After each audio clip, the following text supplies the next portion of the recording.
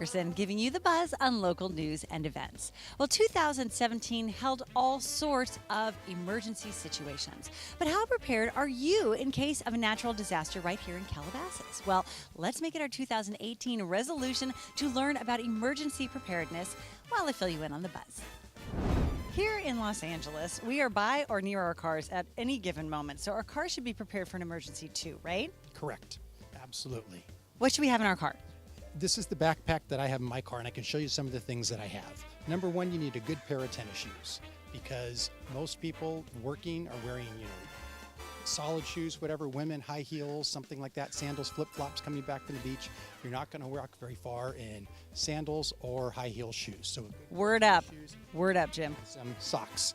The other thing I have is water, and this isn't the regular Sparkletts bottled water. This water has a 5-year shelf life on it, so it'll last in the trunk of your car for up to 5 years. The other thing is food. I have energy bars. These energy bars will last in the trunk of your car. The heat will ruin just about anything, candy, you name it. So these energy bars are 400 calories each. I've got about a dozen of them that I keep in my backpack here. Something else that is very important is cash. I can tell you, a lot of people joke about having cash. They say, I got my credit card, my debit card. That's great until there's no electricity. And when you need to go buy batteries for your flashlight or something like that, or a bottle of water, and all you have is $20 bills from the ATM, your food and water just became very expensive. So have some cash, some 1s, 5s, 10s, things like that. Another important thing to have is a whistle. And this is considerably louder than you screaming. It also saves your vocal cords. I saw the movie Titanic, so I know you need to have that whistle. Absolutely a whistle. I have an AM/FM radio, so I can listen to KFWB News, whatever it might be. In the city of Calabasas, we have an AM radio station at 1630 AM. And it will, if there's an emergency, a fire, earthquake, evacuation, we will have information on that radio station for you. Also a pair of leather gloves, just in case. And I've got a rain poncho, Leatherman tools, some other little things like that I have extra, but those are probably the bare necessities that you should have, besides a flashlight, which I do happen to have a couple of them in my shoes. That's so great. So in case of an emergency, have your backpack packed or hang out by you, right? So I've learned one more thing that I have a question about, though, is can I borrow some cash? No. Bye.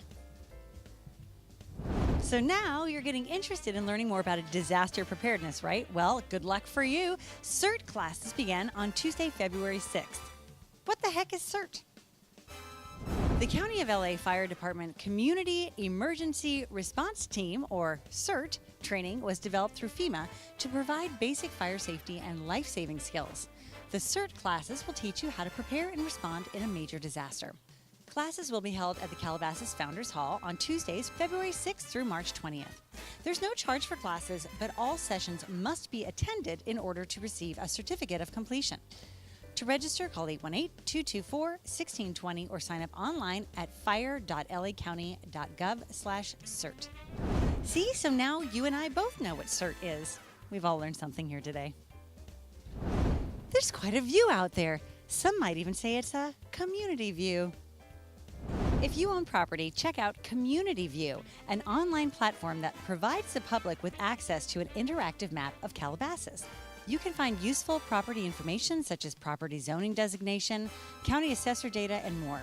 It's easily accessible and ready to use. Visit cityofcalabasas.com for the links and information. It's a great way to get information about your home without actually having to leave your home. The idea of being prepared at home can be a little overwhelming, to be honest. There's a lot of stuff you should and shouldn't have in your home. Can you simplify that for me? You should have a lot of the same things you have in your car. In fact, what authorities recommend is having 3 days worth of supplies in your car, 3 days in your home, and 3 days at work is what they recommend. So you need the food and water, you need a radio, you need a flashlight. Do not use candles, you don't need matches. You want to have everything in a central location. I have one of those Rubbermaid boxes, plastic boxes with everything in the box in a hallway in my closet. So I know where it is all the time. And every 6 months you should go through and make sure that things are still up to date. Having a first aid kit also is something that's really important to have at home.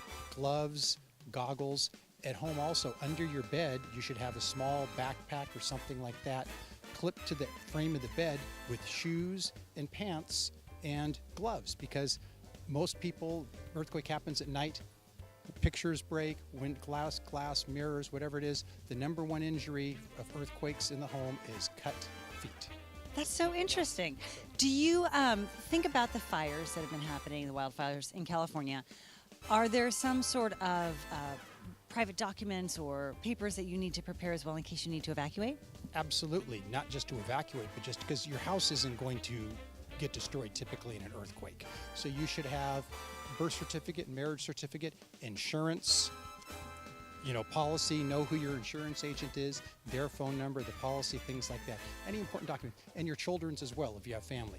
Pets, you need to have food, water for your pets. If they take medicine, a lot of elder pets need medicines, medication. You should have all that. You should have medicine for yourself as well, at least a week's worth in your emergency kit. I am a little overwhelmed by all this, Well, it's easy. You just start a little bit at a time.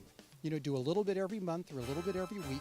There are a lot of sites. FEMA has a lot of information, and they tell you to do a little bit this week, and then next week do a little bit more and a little bit more. So over a couple of month period, you will have a pretty good emergency kit for an earthquake.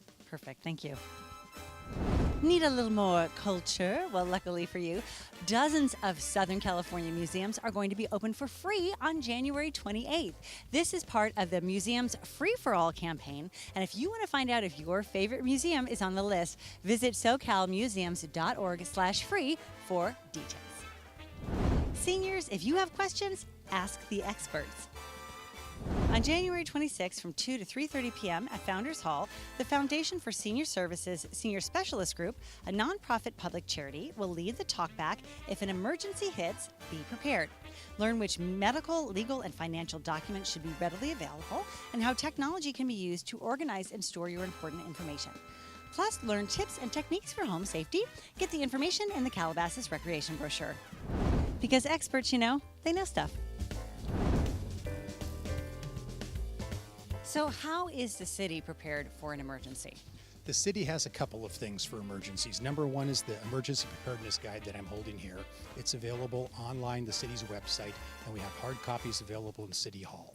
The city also has our AM radio station, 1630 AM, to provide emergency information, and we have a reverse 911 system. It's called Blackboard Connect, and I highly recommend that all residents of the city and people who work in the city go online to our website, sign up for Blackboard Connect. It allows us to send emergency notification information to cell phones and phones that aren't landline phones, voice over IP phones especially. And we also have 6 SERP caches, one of them here at Tennis and Swim Center, that have water, some minimal water, some first aid supplies, flashlights, batteries, and that sort of thing. There's 6 of these caches in the city. They're located at Grape Arbor Park, Deanza Park, Gates Canyon Park, Bay Laurel School, here, and Calabasas High School. So in the event of an emergency, someone could come here for supplies or information.